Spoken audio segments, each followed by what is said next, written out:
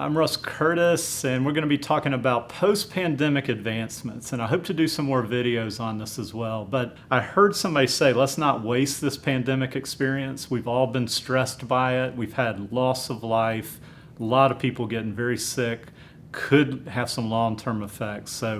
And we also know even from past pandemic with flu that can have psychological effects that are long-lasting.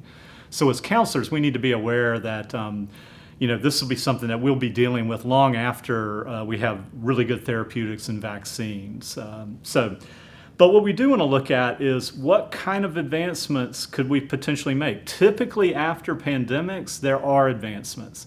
Water purity can be cleared up after certain cholera outbreaks. That was the impetus. Moving from wooden beds to sterilized metal beds that they can sterilize in hospitals. Sterilizing the equipment in hospitals was the result after other pandemics. So there can be advancements, and what I want us to do is to start thinking about that. And I don't have all the answers, but within the counseling profession, within behavioral health, within counselor education, what do we need to be thinking about? As we're doing a lot of telehealth right now, we're doing a lot of online education. A couple things to think about with telehealth. It's probably not going to go away. Now, we probably all want to get back to face-to-face classes and face-to-face sessions, but I think we're also starting to see some advantages. For instance, if we can get the licensing boards on board here, with telehealth, I could potentially access somebody in a different country who's got the expertise with what I'm wanting to work on, versus just relegated to my state or my community with somebody who may have some experience. So I can see an advantage with telehealth if we can free up the licensing there. Also, we're probably getting a little better of how to navigate telehealth, and those would be things to think about. One tip I learned was to look at where the camera is, so you're actually making eye contact with the person. Take some practice, and clearly you can drop down to look at the person, but it doesn't work when we're looking down like this. So just some simple stuff of how do we get better with telehealth. I know from the sites and where we have interns and stuff that I've had site supervisors say this has made it much easier for working parents through telehealth to get counseling, for folks that are working to be able to just stop, go in their office, close the door, and get counseling for an hour, not have to drive. So we already know the environment's cleaner without all the cars on the road.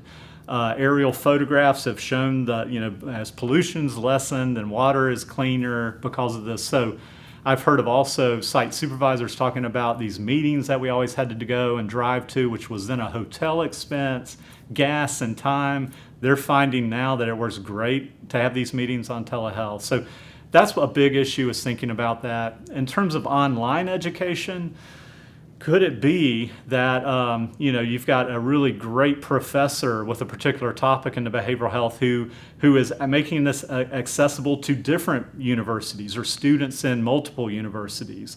So if you've got somebody who's really excellent at teaching theories and techniques, like me, a subject that I absolutely love, it might be that different schools can kind of zoom in and we can meet to do that, while you've got experts in your university that our students access. So we really need to think outside the box on how we can improve counseling and behavioral health by getting them with the folks that are really expert at not only the topic, but how to teach it and how to do this well through kind of an online method.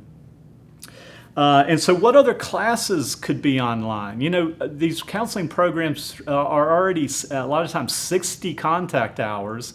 The debt that students are accruing is tremendous. It can be $25,000 in the master's program, depending if they went to a public university, and they may already have 20 or more thousand from their undergraduate.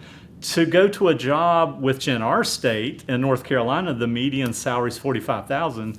So their debt equals that. How do you afford a house and a car and do all that kind of stuff? So are there classes, and that we could people could take more classes to reduce the amount of time and so forth. So just thinking outside the box of how we can use telehealth and online education and advance the behavioral health world. And there may be many more advancements, that we can look at as well. Another thing to think about with pandemic, we do expect ACEs scores to go up for kids. Kids are having to stay home, and this may be a situation where they're not eating well, where they're in a home with an abusive parent or a parent who's addicted, and just all the trauma that causes. So just as counseling, we need to figure out ways to be able to reach out and just expect ACEs scores are going to go up, and probably the psychological effects of this pandemic are going to be long lasting.